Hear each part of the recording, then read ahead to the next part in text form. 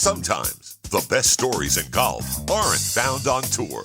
You'll find them at the back of the range. And here's your host, Ben Adelberg. Thank you again for joining me here at the back of the range. I am your host, Ben Adelberg, and this is episode 22. That voice you just heard is our good friend, Mitch Phillips. He kicks off the show each and every week and makes us sound much better than we really are. Do you want to learn more about Mitch Phillips? He's a pretty big deal. Check him out at mpvoice.com. So it's a short week for us here at the back of the range. We're going to get out of town for a few days, take a little golf vacation. It's a little bit of a working vacation. I'll be bringing the podcast gear along with me to record an episode or two.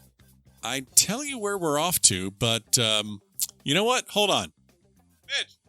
Everything just sounds better when Mitch says it. So, Mitch, tell our listeners where we're going this weekend. Later this month, the Back of the Range podcast and a few lucky listeners head north of the border for a bucket list golf adventure of a lifetime. For our loyal followers on social media, we will post behind-the-scenes photos and videos of our journey from beginning to end, conversations with caddies, views of the golf courses, and all the local flavor of Inverness, Nova Scotia. Finally, we will sit down for our very first on-site interview for the Back of the Range. Joining us will be the facility's general manager, Andrew Alkenbrack. We will discuss the facility's 2 golf courses, the links, and the cliffs. And to get the full story of how these 2 courses have found themselves ranked in the world's top 100 courses less than 10 years after they were built, stay tuned to Facebook, Instagram, and Twitter. The Back of the Range podcast heads to Cabot. What a trip we have in store coming this weekend. Cannot wait to get up to Cabot in Nova Scotia. While I'm there, I'm going to see if I can pick up some souvenirs to give away to some of the listeners. So here's what I want you to do. Shoot me an email, ben@thebackoftherange.com. Let me know what you want out of the pro shop. Now, no guarantees, but let me know what you'd like. And if I could do it, I'll pick up something for you and I'll send it to a few of the listeners. Like Mitch said, we're going to be providing updates the entire time, so make sure that you're following on Instagram. Check us out, the Back of the Range podcast. We'll be on Facebook and Twitter as well, and don't forget, the central hub of the podcast is thebackoftherange.com. That's where you can find all of our previous episodes. Before we hit the road to Cabot, we have a very special episode that we've been promoting for quite some time. I wasn't going to leave town without posting it for you today. This week's guest, Steve Burkowski from the Golf Channel. He's been with the Golf Channel for nearly 20 years. He's their resident college golf insider. And as of right now, he's at Stillwater, Oklahoma. First, the Ladies National Championship, then the men. He's there the entire time providing wall-to-wall coverage. You'll see Steve in action from beginning to end. Steve also serves as an interviewer and reporter at PGA Tour and Web.com tour events. He's a studio host for the Golf Channel's European Tour coverage, and he shows up on Golf Central from time to time. On a personal note, man, I can't really thank Steve enough for his time and support of this podcast. He not only shared his time to record his episode, but he's been providing me with invaluable feedback and advice along the way. To be able to bounce ideas off one of the best guys in the business, well, I'm incredibly fortunate. So without further delay, I'm thrilled to welcome Steve Burkowski to the Back of the Range Golf Podcast. Burko, how you doing, sir? I am doing great, my friend. Happy to be joining you tonight. I appreciate it. Well, we are. You just mentioned before we start going, you're anxiously awaiting the draft pick of a certain football team. We're doing this on the Thursday NFL draft night. Which team are you looking at? Before we get into all things golf, which team are you looking at and why? And are you going to be okay when they make their pick? Well, I am a diehard New York Jets fan, being born in New York City, growing up in New Jersey. My uncle was the defensive coordinator for the Jets back in the day, so I grew up going to training camp, getting to hang out with Richard Todd and Mark Gastineau and Joe Klecko and all those stars from the 70s and 80s. So my roots run very deep to the Northeast in the New York Jets, and we're now coming on close to 50 years since that Super Bowl III victory when Joe Willie Namath led them to the promised land over the Colts. So I fully expect the Jets to pick the wrong person. I don't know who the right one is with all these quarterbacks, but for every opportunity when you could have had Dan Marino and got Ken O'Brien, or you took Jeff Lageman, or you took Blair Thomas. The litany of poor first-round selections have gone on for decades with the Jets, so maybe they'll surprise me. But yes, I will live to see another day. Let's just hope even the more diehard Jet fans will survive this one. I think the only saving grace they have, this draft used to be in New York for decades, Ben. They're traveling it around, and it's in Dallas. Think about this one in New York City tonight. The Giants picking second, the Jets picking third. Maybe it's a good thing that they're about 1,200 miles away, because all heck might break loose. Yeah, there would have been a the riot. diehard fans, if they went the wrong way. Yeah, there would have been a riot. Wow, it sounds like you're a disgruntled football announcer that got stuck in golf, but we know that's not the case. But your primary responsibility is golf right now, so you are the quote-unquote resident college golf insider for the Golf Channel. I know you do just a truckload of things for them, as everyone knows just that follows the Golf Channel. Can you recap just your current responsibilities at the Golf Channel? Well, you hit it on the head with regards to being a college golf insider and expert. When I started back in Orlando, Golf Channel headquarters back in 2000, that was sort of the niche I created to establish myself. Through the nearly 2 decades now, Ben, it has allowed me to create relationships and build up a resume of knowledge, information, getting better at what I'm doing. And now as the play-by-play host for the Web.com tour, reporting, doing interviews, did play-by-play for the early coverage of the PGA Tour in Houston a couple of weeks ago. I've been fortunate. I've been very lucky, and it really all stems from this college angle that I quite honestly created 17, 18 years ago. So to be the college insider at this time of the year, with NCAAs just around the corner in Stillwater, Oklahoma, to the Web.com tour, to the PGA Tour, to hosting Golf Central, I've been fortunate and blessed to chase my dream and, see where it's come 20 years since graduating college. Was this something that someone came to you and said, hey, we'd like you to kind of cultivate this knowledge, or did you take it upon yourself to throw that idea in your head? What kind of sparked the interest of, because this is not, this is back, you're saying 16, 17 years ago, so early 2000. How did you get started into learning more about college golf? Well, I'm going to go back even a few years earlier. Graduated from the University of Florida in December of 94, and always wanted to be a sportscaster. Knew that from the age of 12 back in the early to mid 80s. But of course, the Golf Channel wasn't around then. But as we just had our little dialogue with the NFL, I'm a sports nut, a sports junkie. I was the kid that had the radio under his sheets at 10 o'clock at night to listen to Georgetown St. John's while your parents thought you were sleeping. So I've always been inundated and all-encompassing regarding sports. Absolutely loved it. Had an interview with the Golf Channel right when they started. I don't even know if they were on the air yet. Buddy Alexander, the head coach at Florida, helped me with some connections, got in the door, and quite honestly, they didn't know what was going to happen. They were hopeful they would be successful. Long story short, keep in touch. We're going to see if we can get this thing off the ground. And it was the best decision going against me I ever had when I look at it in hindsight. I was 22 years old, would have no business being on television at that point. Was that ambitious, overzealous kid that thought I could do it all. Go to Columbia, South Carolina, do radio for 4.5 years. Talk radio was starting to become popular back then. I was the voice of the Lady Gamecock basketball team. A tremendous amount of responsibilities at that age, but it was the perfect way to cut my teeth. So for 4.5 years, I wrote 10 letters to 5 different people. Twice a year, those 5 people got letters from me. It took 4.5 years to finally get a call. And I got into the Golf Channel, hired as a PA, as low as you can start. Took a pay cut. Not that I was making a lot of money doing radio in South Carolina, but I wanted to be at the Golf Channel. If I had $1 for everybody that told me you will never be on air, you can leave that at the door, and I simply would not accept that.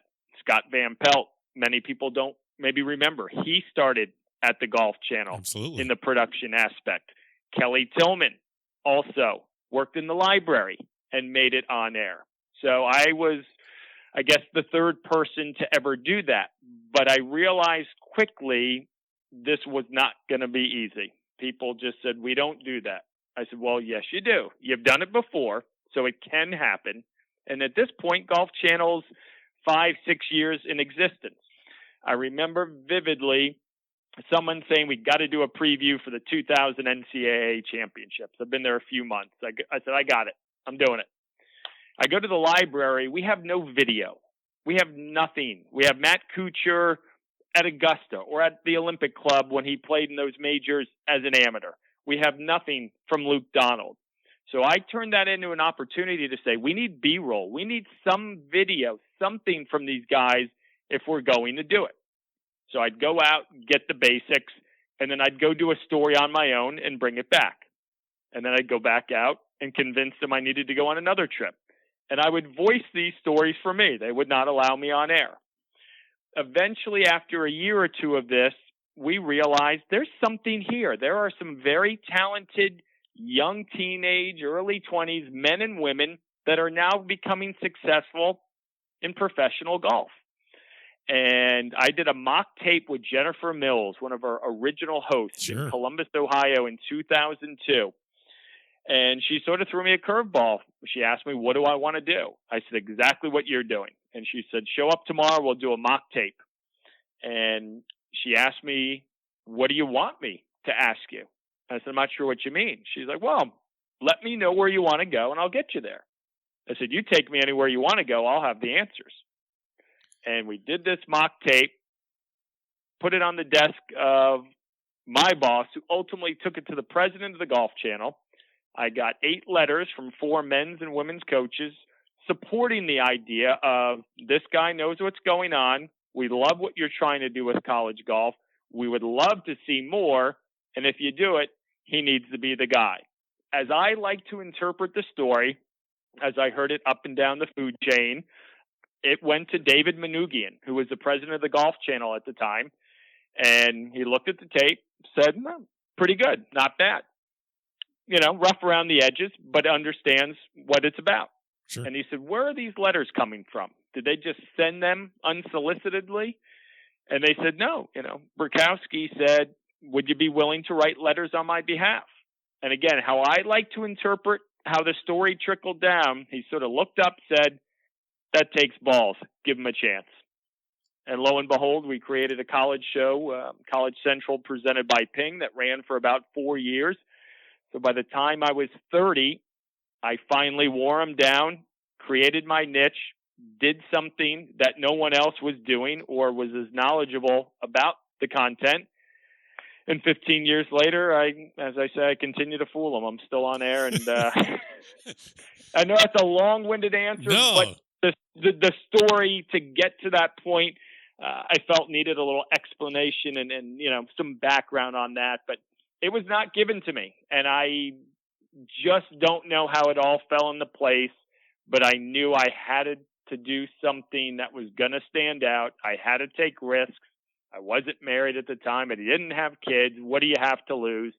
And ultimately, it allowed me to be doing what I've been doing for the past 18 years at Golf Channel. That's a great story because it really has a great corollary and relationship with the actual game of golf. Golf is, you know, people can tell you're not going to be able to do it. You're not going to be able to turn pro. You're not going to be able to make this scholarship. You're not going to make this team. But if you put the work in and you just, you know, dig into it as hard as you can, you will see the results. And you just stuck around and fought for it and you got it. So, you know, kudos to you. And yeah, it just has a great relationship with the game of golf itself. You know, I appreciate it. And it's funny, I'll get asked a lot by young up and coming reporters, journalists, whether from the University of Florida or on my PGA Tour stops. And they'll ask me, how do I get there? Can you take a look at my reel? And I'm very happy to help and share any advice because let's be honest, whatever profession you enter, you need some luck, you need timing, you need to know the right people. And I'll give them my ideas, my input, but I said there's no secret sauce. Yeah. You roll up your sleeves, you dig in, you show up early, you leave late, you volunteer for everything under the sun, and you get good at what you want to do. Find something you want to do and get good at it. You know, it seems easy. This generation these days, you know, well, it's just a little different than the way you and I grew up. Yeah. Yeah, no, you're 100% right, and there is, like you said, there's no substitute for hard work and a little bit of luck. All right, so let's transition a little bit into your current responsibilities, things you see, things that you do. You're always around the PGA Tour, web.com. You're around these players, and there's the image that the golfing viewing public sees of you or other Golf Channel on-air talent. I guess one of my first questions to you is, after rounds of golf, you have the typical interview with the pro that just shot 68, 70, 74, whatever he shot, and you hear the same kind of questions like, what was the key to your success today, and what are you going to need to do tomorrow to win? Sometimes these post-round interviews come off as extremely scripted. How much work goes into preparing for these post-round interviews with the stars of the PGA Tour? A ton. To be honest, it's not the most difficult thing I do, but I believe it might be the most challenging. Because if I'm doing interviews on a Thursday, Friday at a PGA Tour event, you might interview upwards of 4, 5, 6, 7 players. And you're trying to basically ask the same thing in 4, 5, 6, 7 different ways. We all fall into ruts. I'll be the first one to raise my hand of, gosh, as soon as I'm done, I can't believe I went there. It's such a fine line, Ben, because you want to go into an interview with a plan, yet have the ability to hit the brakes, do a complete 180, and go somewhere else if the person you're interviewing takes you there. Sure. It's a little bit of an art to have something in your mind, ask a question, listen to the answer, react to the answer, all while hearing the producer in the truck telling you to hurry up, one more, we're going to 12. I don't know how I've learned to separate the two in my mind. At least I think I do it fairly well. Certain players, you can just go with it and they're going to take you places. Others, I think you have to have a somewhat scripted scenario in your head, but again, never getting locked into it. But certainly one of the biggest challenges I face and look forward to when I go to a PGA Tour event. And then sometimes in the weekend, you'll see our pre-rounders before they're going to tee off in that final twosome. Might even be more challenging because let's bring up, we'll say Ricky Fowler. He has had struggles on Sunday closing it out. Sure. That's what everybody wants to know about, or at least, react or respond to. I can't go there, in my opinion. This guy is about to tee off, whether it's Ricky or anybody else, to win for the first time, the 5th time, the 100th time.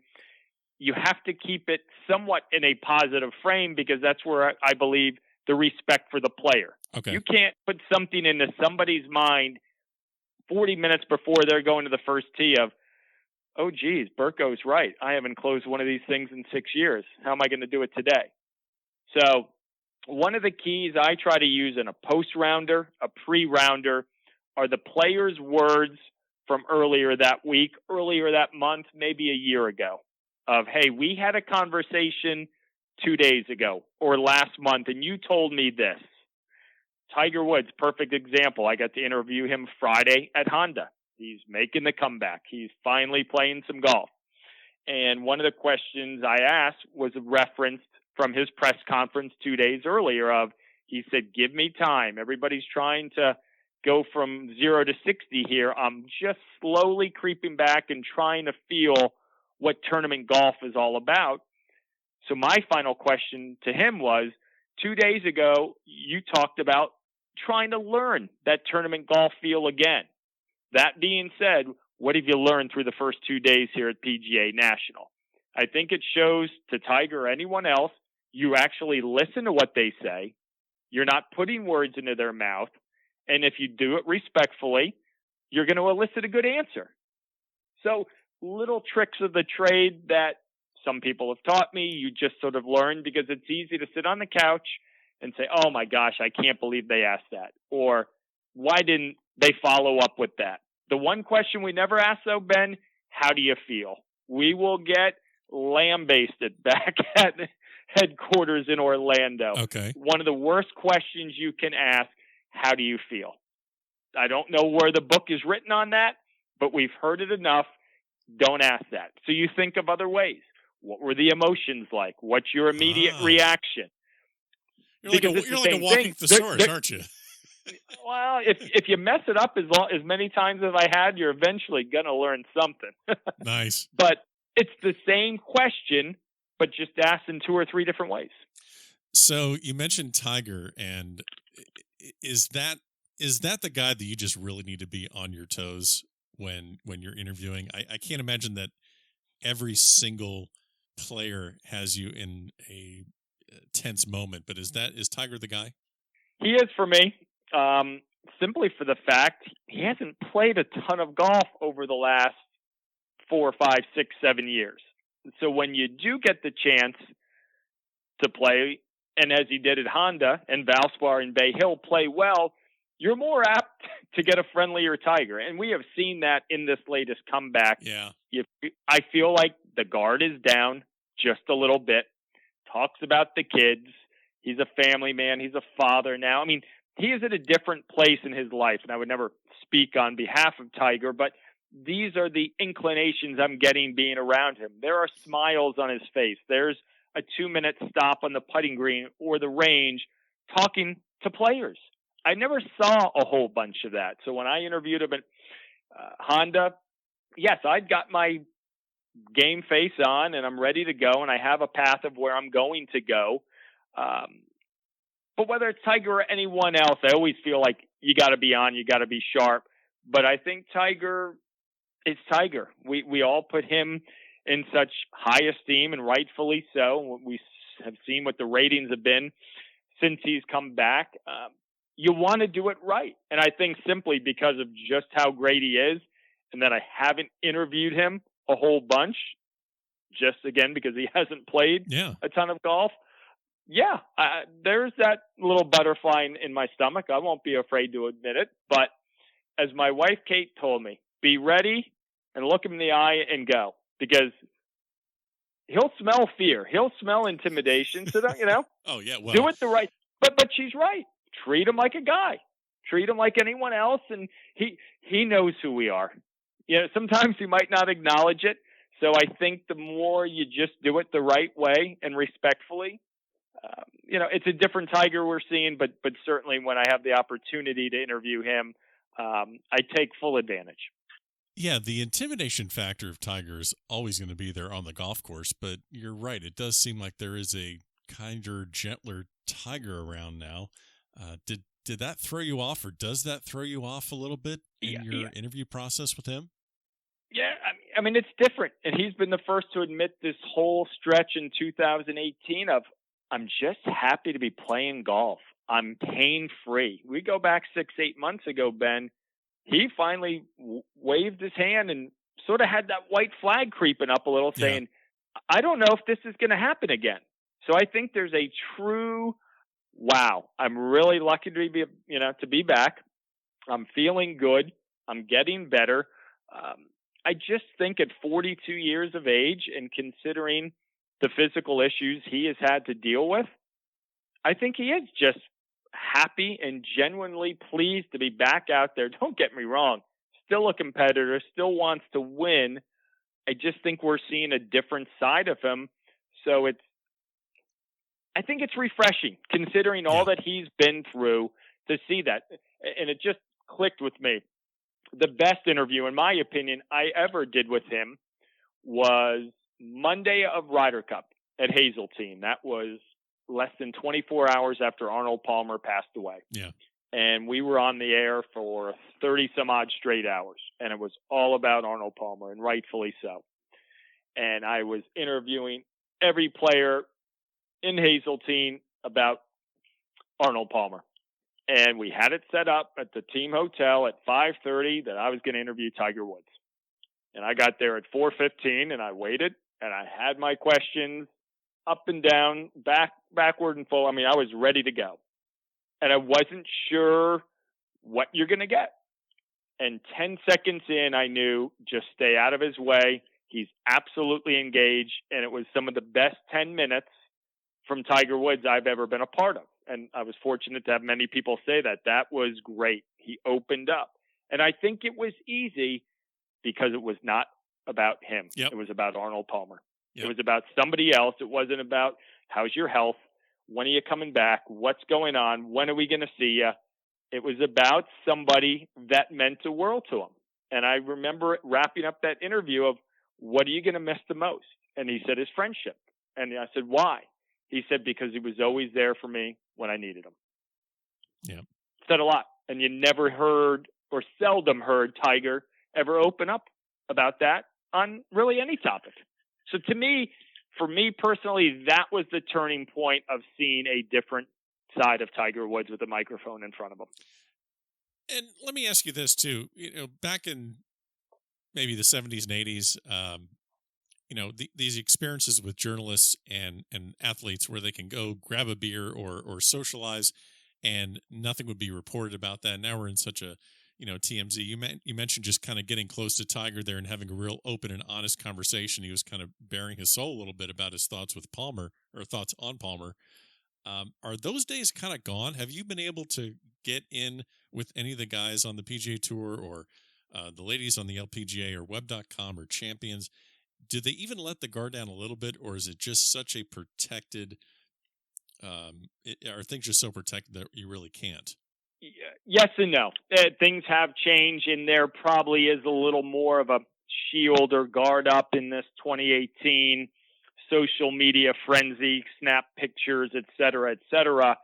I've been very fortunate through the college avenue to create relationships. I've been lucky enough to know Jordan Spieth since he's 14, Justin Thomas, similar age. The list goes on and on of these teenagers a decade ago from that vaunted class of high school graduates of 2011 with Ollie Schneiderjans and Patrick Rogers and Daniel Berger. So unbeknownst to me, when I started this whole college angle to further my career and help the Golf Channel in their coverage of it, most of these guys remember me or know me like, hey, you were there when no one else was. So if it is Jordan or Justin and I need something, I'll shoot a text, I'll get a call. Maybe in the earlier days, we'd grab a bite here and there. Their worlds have certainly changed. Sure. And that's where I'm very careful. There's a line. I might be buddies, I might be friends, but for the most part, I'm a reporter, I'm a journalist, and I never want to cross that line of that becoming more important than my job. And I think I've done a pretty good job of, understanding, hey, I need a favor work-wise. Can you help me out? Or, hey, I got a question for you personally. Can you share something with me on or off the record? So, yeah, I think the days of, Bob Drum and Arnold Palmer, amongst others, sitting back and right. having steak and beer doesn't happen as much, but the right scenario, the right situation. I won't say I haven't ended up having dinner with some of the best players in the world from time to time. And do you feel that your strongest responsibility is to your employer, the Golf Channel, where you need to do what's best for them, or is it to maybe you owe more to the viewers and getting the coverage and the questions? Do you owe more to the PGA Tour players to protect the relationship? I mean, I guess we're kind of talking about the same thing where there's that fine line where you need to deliver impact to the Golf Channel, but not, I didn't word that well at all. No, but I know what you're getting at. It's a combination of things. First and foremost, I'm towing the company line. I'm lucky to work for the Golf Channel. They treat me well. They give me great assignments that, it's a win-win for both of us. So ultimately, I'm going to be loyal to them through and through. But I know where you're getting at from the standpoint of when I've got to go deep or I've got to get some hard-hitting answers, questions.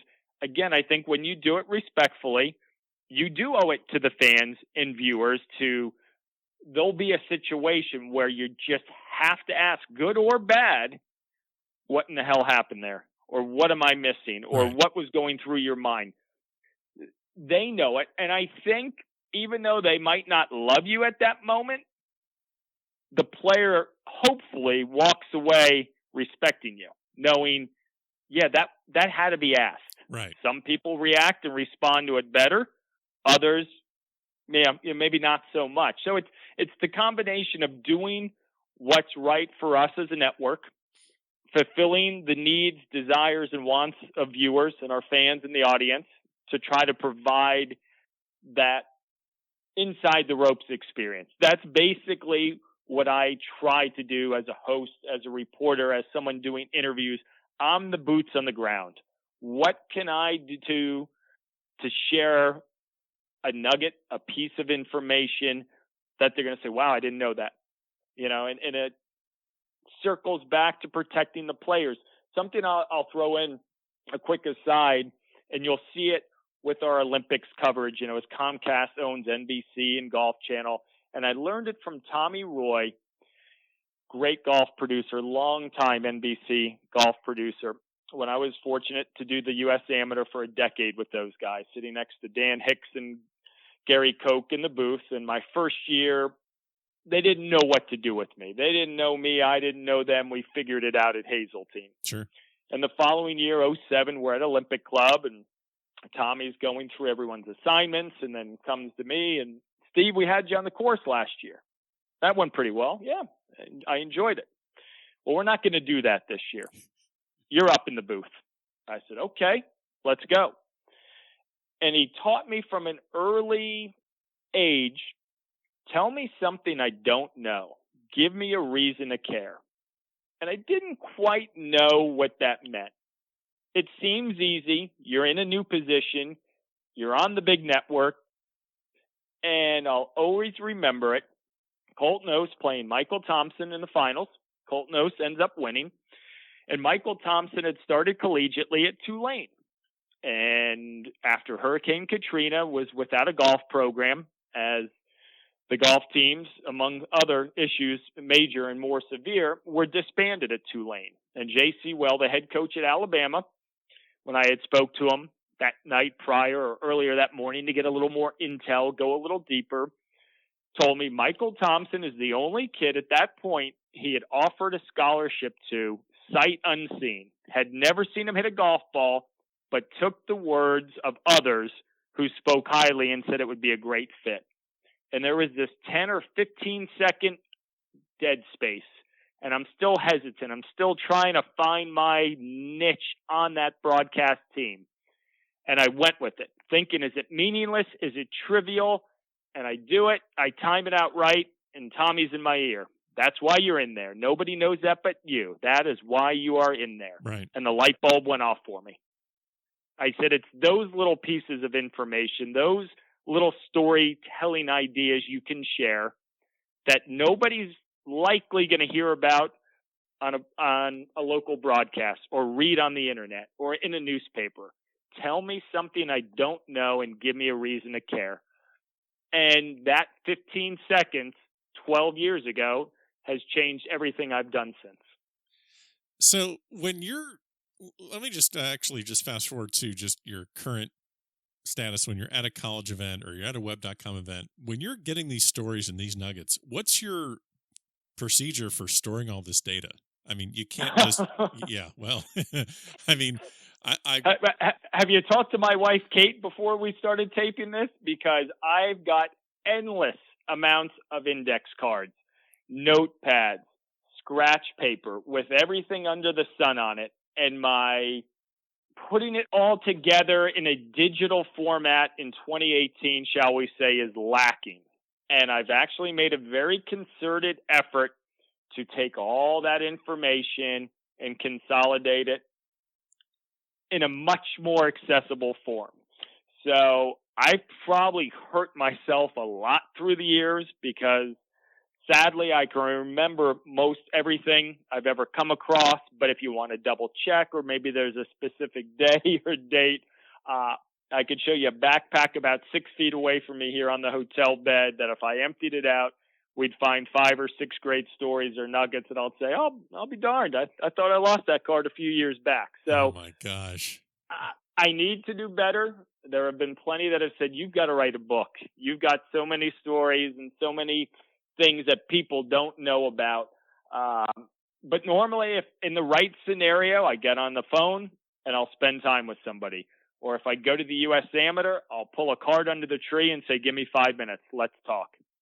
And luckily, doing that over the years, forming wonderful relationships and doing it the right way has allowed me to pull that card up under any tree at virtually any reasonable time to get what I want. All right. So the first thing we got to do is get you like an account with. Do you know what Evernote is? Have you ever heard of Evernote? Again, you must have Kate, my wife, on speed dial. No. Let's not make it weird. I don't have your wife's phone number. Strictly for business purposes. Come on now. Come on. Hey, let's put it this way, Ben. I have gotten emails saying, thanks for signing up for Evernote, this, that, and the other. And God is my witness. I can assure you I haven't signed up for Evernote. So that's my wife giving me the inclination and the password saying, I've done it all. Just start putting in the information. Yeah, that's I actually use that for the podcast. But before we get into note-taking stories, let's actually just pivot right back into golf. So you have this amazing job. You talk to the best players in the world. You talk to the best amateurs in the world. But no job is perfect. And I just, no matter how great your job is, it's just nothing can be perfect all the time. What are some of the aspects of your job? And I'm not asking you to throw your boss or anyone else under the bus, but what are some of the things about your job that are the most frustrating? The most frustrating? Wow. That's a great question. It was probably frustrating how long it took to get on air, to get where I wanted to be. I know you've got to put in your dues, you roll up your sleeves, you need luck, timing, etc. Frustrating, but rewarding at the same sense, because when it does happen, you sort of take that moment and say, I'll be damned, that's been worth it. That's been a heck of a ride. I'm lucky. I've got first world problems. I don't have problems. That being said, married, 2 young boys, 2 and 4 years old, on the road 30 weeks a year. That's tough. Yeah. That's tough. I'm not asking anyone to feel sorry for me, because I know there's 10,000 people that would walk to the next place I need to be and do it for free. That gets tough as you get older. You start a family. Luckily, I married an amazing woman who's ultra successful, ultra competitive, and understands what I'm doing and chasing the dream, living the dream, however you want to phrase it. But that gets to be a challenge, because you miss things. You miss trick-or-treating on Halloween. You might miss a birthday. You might miss the first day of nursery school. That's tough. Yeah. That's really, really tough. That being said, again, I don't have real problems. You can find anyone that's making $20 million a year somewhere, and they'll give you some things that are, tough to deal with. Sure. But in the big scheme of things, I'm the luckiest guy in the world. But that's probably the biggest challenge for me right now, trying to be a great father, a great husband, and also great at what I do professionally. And as far as, those are the challenges with the job, but what about the best parts of your job? What's your favorite time at a golf tournament? What are the things that still excite you? Boy, there's nothing like a Sunday at a major or something big, a Ryder Cup. I mean, Hazeltine 2 years ago, I've never quite seen anything like it. 50, 60, 70,000 people watching 4 matches on 3 different holes. It's that gets the juices flowing. And that's where, if there are ever doubts, which there aren't, but you sometimes say, all right. And it just gets you going like you're a 16-year-old watching on your couch. And then I sit here and I realize I'm 8 feet away, or I'm just right behind that green where so-and-so, Ryan Moore, when he clinched the Ryder Cup, I mean, I could have gotten to the hole quicker than his ball did from 20 feet away. And you sit there and you say, I'll be damned, I'm lucky. That's pretty cool. Yeah. To be right there in the mix, or to interview Phil Mickelson Sunday at Marion back 5 years ago, where we finally thought that was going to be his breakthrough in a U.S. Open. Yep. To immediately get him, have to be respectful, but also have to be direct with the questioning. That's a great spot to be that voice. And goes back to your earlier question. That's where I owe it to the viewers, to the fans to elicit some type of emotional, genuine disappointment from Phil on that Sunday just outside of Philadelphia. So to be in the mix when something special is happening, there's nothing like it. On the flip side, a Monday, Tuesday, Wednesday at a PGA Tour event. Pebble Beach earlier this year. I hadn't seen Rory in a long time. He had taken 4 or 5 months off because of injury. Gets back going in the Middle East. So I hadn't probably seen him, since late fall. So 5-6 months. We have a good relationship, and I pick him up somewhere on the back nine, and we walk a hole or two. It's a practice round. He'd never been there. He's playing with his father, sort of a bucket list thing. And there's no mic in hand and my pen and paper in the back pocket. We have a conversation about life, his married life, how things are going, how's his wife doing. And we just sort of weave in and out of what's going on. And we get into golf and health. And we have 20 minutes that there are few other sports where you can do that.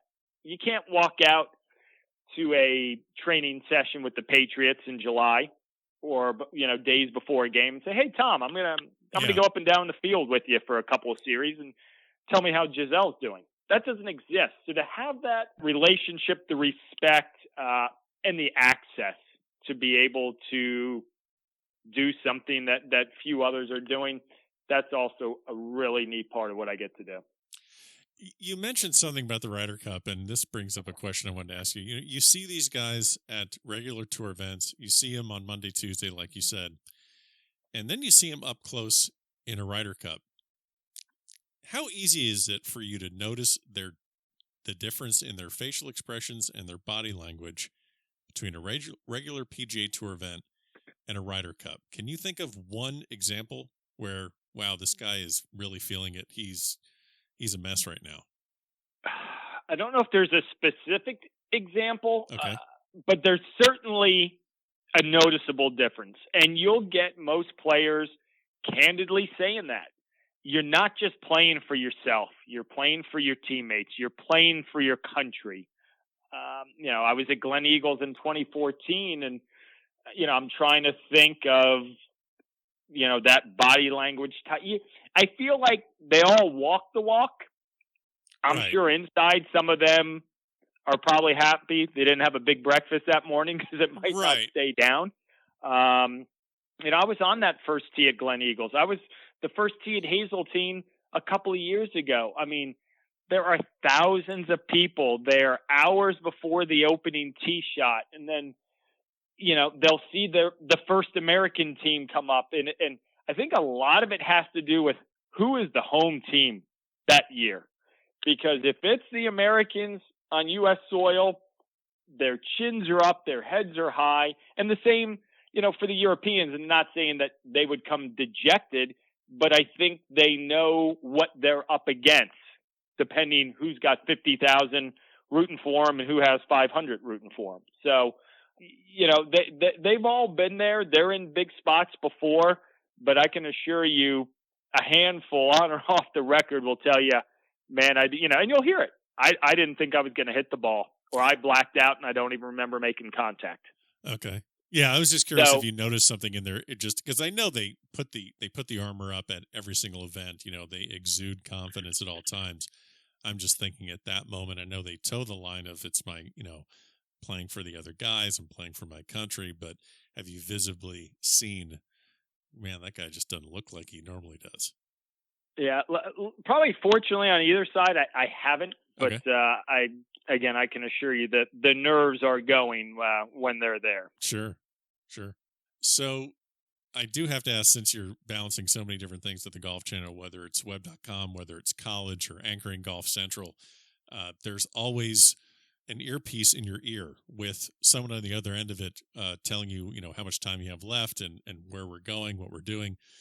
Can you give me just at least a story about when you and the producer just were not on the same page and just everything just fell to shit? Luckily I haven't completely tripped all over myself where it's been a disaster. And that's because I've got great people in my ears. But I do remember gosh, it must have been the Deutsche Bank a few years ago, and I'm getting Rory. And, hey, you've got 2 questions, go A and B, go here and there. And we start going here, and he's going long, but it's a good answer, and he's going from here to there. So he's answering both things I've wanted and needed in one question. And then there's some can't miss action on the course. Well, don't ask that second thing. He's already asked it. Well, get it back out to 12. Oh, wrap it up. Get the mic away from him. Oh, just go to 16. So there's chaos, and somehow, some way, it might have felt like a mess to me. Luckily, no one at home said, what in the world was that? Right. So I have a lot of voices in my head to begin with without an IFBN. Nice. But luckily, I'm able to separate that. But I don't think I've ever had a complete disaster where I'm looking around or looking down or fumbling. So let's hope the next time we do this, years from now, that I can say the same thing. But it does change on the fly. But ultimately, great people in my ears will keep the traffic flowing. Sometimes it just might be LA or New York rush hour traffic with horns going and people weaving in and out, and you just hope not to get hit. Yeah. All right. So we're getting ready for the national championship. The men are going to be at Stillwater. Oklahoma State is hosting it this year. One of the things I wanted to ask you is your preparation for not just this event, but your preparation year long, cultivating your knowledge of the college game. When you're not on TV, when you're not at a tour event, what are some of the things you're doing to increase your knowledge base on college golf? It never ends, as you alluded to. And at this time of the season, with conference championships wrapping up and the regional selections coming out as they all gear up, the men and women, to get to Carson Creek and Stillwater, I'm always looking at scores. I'm always looking at the school's websites. I've done it for so long, I sort of know how to just weave in and out, keep an eye on the big targets. Also, don't lose focus of a great story, maybe flying under the radar. But, the college golf season, a lot of people maybe don't realize, is a year-long thing collegiately. They'll start in early September, basically go through mid-November, come back late January, early February, and go through the end of May. There's a lot of logistics on days of competition and practice that I won't bore you with. But from basically the time they start a school year in the fall until they wrap it up in the spring, they're going, other than that downtime around the holidays. So for 8 or 9 months a year, I'm always looking. I'm always keeping an eye on it, maybe sending a coach a text or congratulating a player on a win or making a phone call and saying, let's chat for a few minutes. I've been noticing something or seeing something. I need a little more in-depth background confirming or sharing otherwise what's been happening with a certain player or team. That never ends. And then it sort of continues through the summer, Ben, because these kids, the men and women, you're playing in the U.S. Amateurs, you're playing in all these prestigious events. You've got a Curtis Cup, you've got a Walker Cup. It is almost like a full-time job, even though they're amateurs. So through the course of major championships and PGA Tour events and Web.com Tour events, I'm always looking. Might be 20 minutes in a hotel and might be on a plane flying from A to B. But especially at this time of year, I pride myself on trying to know a little bit about everybody, because you know what? Everybody has a chance to win it all. And I think that's my respect to the fans and the viewers, to educate them, to inform them, to fill them in on information that maybe I've gathered over months, but that maybe have a 2-hour show to learn about it and see if I can't weave it in. So it never ends, but I absolutely love it. And regardless of what the next 20 years hold for me professionally, I'll always remember college golf is my passion and allowed and opened these doors to do what I'm doing today. So I feel like I owe it to them, because they have no idea what allowing me to do has truly allowed me to do professionally. Where do you see college golf going for even just the next 5 to 10 years? I mean, just last night we had a prime time on the Golf Channel selection show for the regionals for the ladies. those things weren't happening 5-10 years ago. You didn't really hear anything about how the regionals were set up and how the national championship worked. Now they're going via satellite. You know, they have the ladies of Oklahoma State that are going to host their regional. So where do you see things going for the next 5 to 10 years? Where do you want to see them go? I hope it just keeps going the path we're on. You look back to 2014 for the men and 2015 for the women, the commitment the NCAA and Golf Channel has made to broadcast their championships. And that's just 2 weeks in a year. We try to pride ourselves on creating the East Lake Cup, an event we have in late October, early November that invites the 4 teams from the previous year's NCAA championships to have a facsimile of an NCAA championship, a stroke and a match play portion. You mentioned the regional shows, the men's coming up a week from now. We're letting people know this is where most of the men and a good part of the women that you will see professionally for the next couple of decades are coming from.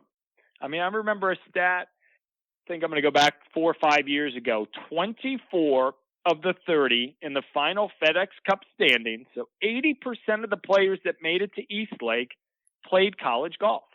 Do people really realize that Adam Scott played at UNLV for a year and a half, that Paul Casey went to Arizona State? You know, I don't know if even the passionate fan realizes some of those things. This is the pipeline for the next generation.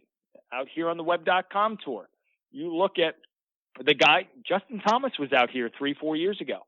He's the PGA Tour Player of the Year. Yeah. You know, this is where it's coming. So it is the natural progression backwards to say, okay, before they get to the web and the PGA Tour, where are they coming from? They're coming from college golf. You know, we've got a commitment, a 10-year extension between Golf Channel and NCAA. We're going to be broadcasting their championships till, 2028, 2030. So at least for the next 10, 12 years, we will continue to showcase the young talent, broadcast the championships, show our in-depth knowledge, reports, features, stories on our digital platforms, on Morning Drive, on Golf Central, with the highlight and the showcase at the NCAA. So I see it going nowhere but straight ahead. I wouldn't maybe call it a freight train, but just get on board because It's going to keep moving forward.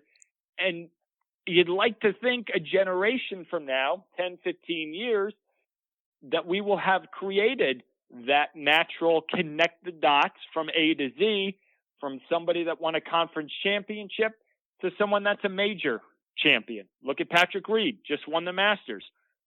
7 and 8 years ago, he helped Augusta State at the time win back-to-back national championships. This is where they're coming from. Yeah. You mentioned creating the East Lake Cup. Has there been any discussion on creating some sort of a showcase tournament where you match up a professional and an amateur from the same school and compete in maybe like a 2-man team event, like maybe like Spieth and Scheffler from Texas, even Steve Stricker, Dylan Meyer, Illinois. Would have been good like Kuchar and Schneiderjans from Georgia Tech. Is that something that Golf Channel can have there been discussions of something like that? Not privy to the in-depth discussions and not sure, but that idea has been floated about. And I think the biggest obstacle that always seems to come in the way. Don't say it. Don't say it. Is eligibility in NCAA and amateurism. Well, we won't give them shoes. We won't give the kids shoes. We won't do that. But that idea has been talked about, how far it's actually gotten to completion of, because you know what? Everybody has a vested interest. Most people have gone to a college. They support their university. Their kids go somewhere. They support that school and their programs. It's a natural fit to have that 42-year-old or that 25-year-old phenom with perhaps the next one. But that darn amateur thing, that always becomes a bit of a problem. I knew as I was asking the question, I knew what the answer was going to be, but I just think that'd be just an amazing event. And I would hey, let's never give up on it. There's always a way. Okay. Well, all right. So you just said it's going to happen. Perfect. So you're telling me there's a chance. So you're telling me there's a chance. So just to give our listeners an idea of the craziness of your schedule and what it's going to be like for the next 2 months, right now you're in Evansville, Indiana. Tell me a little bit about that stop and what you have coming up. Mostly on the road. Yeah, I'm in Evansville this week for the Web.com tour event at Victoria National Golf Course in Newburgh, Indiana. Maybe the best, certainly the most challenging they see all year long. It's ranked 43rd in America in the most recent Golf Digest rankings. This place is legit. So I'll go from the Web.com tour this week. I'll be home actually next week. Surprise, surprise. We'll have the regional show next Wednesday, so I'll be in studios in Orlando for that. Then the following week up at Ponte Vedra for the players, our live from that we're on from sun up to sundown. Dig your feet in, get ready to roll. Nice. Then home for a couple of days. We'll have a recap of the regional shows for the men middle of that week. Then I'll go to Stillwater, Oklahoma for about 15 days for the women's and men's NCAA championships. We'll have the final 3 days of competition for both the men and the women. We'll have our pre-games, our post-games. It's like a live from experience. I mean, I'm going to ballpark about 100 hours of coverage between both weeks. It's a lot of fun. Then I come home for a few days, then back up to Chicago for a Web.com event. Then I go from there to Shinnecock Hills for the U.S. Open. So, yes, in the next 6 weeks, maybe I'm home 8 to 10 days. But the good thing after that, we're taking the family on a nice vacation. It'll be Kate's birthday, the boys' first plane trip. So there are little bonuses to getting a couple of weeks off periodically here and there to have some balance, to have a good life experience and spend time with the family. But you know what? I wouldn't have it any other way. Sure. Well, and you just got to be killing it with frequent flyer miles. So, I mean, that's just the unspoken thing we don't want to talk about, but you just got to be killing it with that. I'm doing okay on Delta. Okay, there you go. Hey, Delta's a sponsor now. Great. So before we let you go, I'm going to ask you some quick questions that are a segment called the Quick Bucket here at the back of the range. I ask these to all the guests. You know, this one might be a little difficult for you because these are people that you see and work with on a continual basis, but we'll throw them out there anyway. Jack Nicklaus, his 1986 victory in the Masters, he was 46 years old. Compare that to a potential fifth green jacket for Tiger Woods. In your mind, what would be the most substantial victory of the two? Personally, Jack Nicklaus, 1986 will be the standard for me. And I say that the obvious reasons, the 6 green jackets, what he did on the second 9, but my introduction to golf was in 1980 at the U.S. Open at Baltusrol. Yep. Grew up about 5 minutes from there. My dad took my brother and I out there. Don't remember a lot. I was 7 or 8. But I remember at the end on the scoreboard, they put up, and everyone remembers that shot, Jack is back. And I asked my dad, where's he been? Wow. You know, I was too young to, what do you mean, is he back? Where's he been all this time? And my dad sort of laughed because, no, here's the greatest of all time, and he's had a couple of lean years, but he's back. I said, oh, okay. I didn't know where he was. Sure. So Jack is back. That's a 7-year-old kid in New Jersey not realizing that the greatest had just won another major championship. So personally, from that day on, I was a Jack Nicklaus guy. I'm a realist. Tiger winning a fifth would trump everything in 2018 because he doesn't move the needle. He is the needle. Look at when the Golf Channel started, 1995. 18 months later, we got the famous Hello World. Yep. I'm not going to say we wouldn't have all the success we've had for 23 plus years. Tiger Woods showing up shortly after the Golf Channel starting, I think, is a marriage made in heaven that has allowed this channel to become pretty damn big and pretty impressive. So I've always looked at Tiger in the regard of, you know what? You've made everybody rich on the PGA Tour as the purses have gone up 500%. He's also made the Golf Channel what it is. And a lot of people have, but I think the timing couldn't have been better. Yeah, well, I think it's him. I mean, it's Palmer starting it, and it's Tiger growing it. So you're absolutely right. Yep. Well said. Yeah, without those two. All right, this is going to be a difficult one. You have a chance to give a major championship to anyone in history, alive, dead. Could be Mr. Nicklaus, or it could be someone with no majors.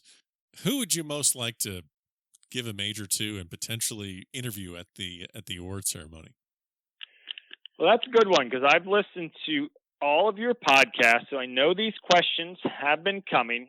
You're the one that's been listening to all the episodes. I'm glad we got to the bottom I of that. just started the most recent one on my afternoon run today, so I'm in a good spot.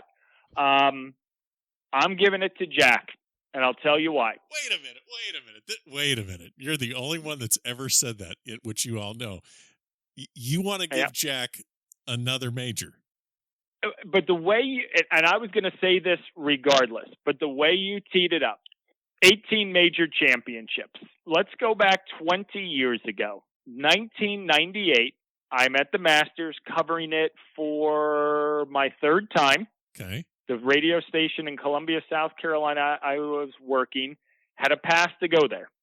The sports director and assistant sports director had no interest. So I'm a 24, 25-year-old running around, seeing Norman's collapse, seeing Tiger win by a dozen, and O'Meara wins in 98. Right. That Saturday, Jack Nicklaus makes about a 30-footer, 40-footer on 18 for par. And I don't know how you can pull it up, but every year I go into our library and I pull the final day coverage of CBS's Masters in 1998. And normally you'll have this grandiose Jim Nance, dulcet tones, this eloquent tee, setting it all up. And right at 3 o'clock, it was a cold open.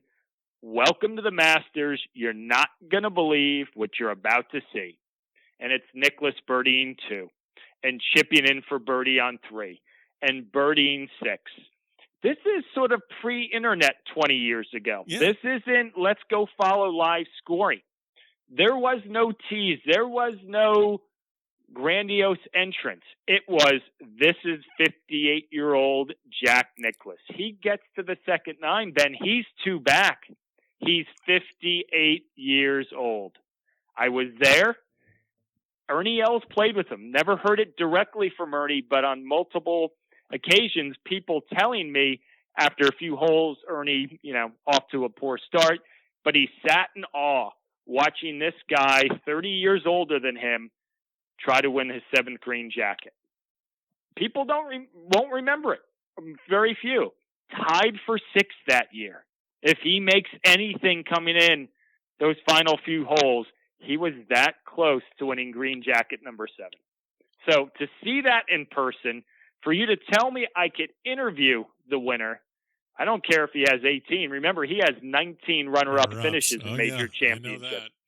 He's that close away from winning 25 or 30 of these things. So, yes, he's won more than anyone else. Maybe that number never gets touched. I'm going to make sure he has another one and give him the 98 green jacket. 7 days in a week, 7 green jackets. He has one from Sunday to Saturday. That's a hell of an answer. You really should think about getting into the golf broadcast business with that. Yeah, nonsense. I might want to reevaluate my day job. Yeah, you might want to get that. Well, damn it, that's a really good answer. All right, that's excellent. You kind of had me at a jacket for every single day, and then you get to interview him too. God, that's a good answer. Does Tiger? I got to ask you the Tiger question. Does he win another major? I've been asked a lot over the past few months and a few years, but I'm not ducking the question. As the time has continued until, we'll say, the Florida swing, I've always said you never say never with Tiger Woods. He did things that Jack didn't do, that no one's going to do. I don't believe we'll see anybody ever do what he did, winning the Masters by 12, winning by 15 at Pebble. I don't think that ever happens again, not in our generation. You never say never with Tiger. I've thought there have been more questions than answers. Being at Honda, being at Valspar, being at Bay Hill, I think some of those questions have been answered. So I'm not ducking it. I just think there were a lot more question marks, and I think we have seen glimpses of, okay, maybe some of those questions are answered. The pain appears to be gone. His ball striking seems to be coming back. His short game that was tragic a couple of years ago is spot on. So it's coming together. You never say never. You never say never. Boy, would it be fun to watch.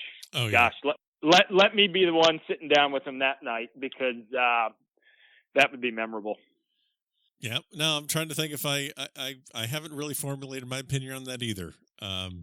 Gosh, I can't even believe that this year at Shinnecock is the last year of his exemption for the U.S. Open. 10 years since he won a major. Yeah. I was there at Torrey in 2008. We're 13 years removed from a Masters win. I mean, go back to Torrey. He had 14 major championships, and he was 32. Yep. You could have told me he was going to win 25, and we'd all say that's a 50-50 bet. Life's tough. Father Time, is undefeated. The body has been an issue for Tiger. He's dealt with some other things, but man, he's fun to watch, and to see him in the mix again. I mean, Bay Hill, he goes to 16 tees, one back, 3 holes to go. So it's getting closer. Valspar, he birdies the last, he forces a playoff. I don't want to say it's coming, but boy, it sure looks like it is. Well, Steve, I can't thank you enough. This has been clearly you're carrying this episode, and I greatly appreciate that. Best of luck for the rest of the year. You got a lot of travel, so travel safely and enjoy the NCAA championships. And hopefully we'll be able to do this again sometime soon. Absolutely, Ben. I appreciate you having me on. Keep doing what you're doing. You're off to a great start. And, let's make this a yearly thing. That sounds great. And there you have it. Another great episode here at the Back of the Range. Special thanks to Steve Burkowski from the Golf Channel for all of his time. We are hitting the road tomorrow, off to Cabot Links in Inverness, Nova Scotia. So make sure you follow us on Instagram, the Back of the Range Podcast. That's where all the photos, all the videos are going to be posted. We have our first on-site interview with the general manager at Cabot. That's going to be exciting. And if you want something out of the pro shop, let me see what I can do to help you out. But shoot me an email, ben@thebackoftherange.com. And you never know what might show up at your doorstep. In the meantime, enjoy the rest of your week. Have a great Memorial Day weekend. And I'll see you next week here at the Back of the Range.